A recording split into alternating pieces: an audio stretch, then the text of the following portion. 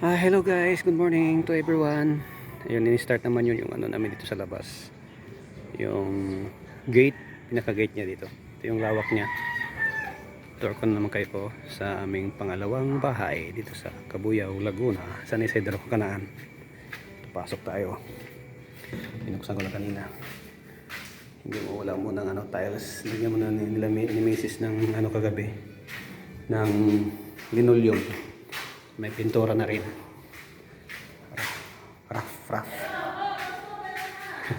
Morning, ito yung kwarto ng mga anak ko. Ay, dito sa amin. 75 square meters. Ito siyang tiles. Maganda yung ano sa kitchen, yung tiles. Yung dirty kitchen namin ito. Wala pang pintura. At ang CR, oh, ganda. Ano na rin, naka-tiles. Ang ganda ng tiles.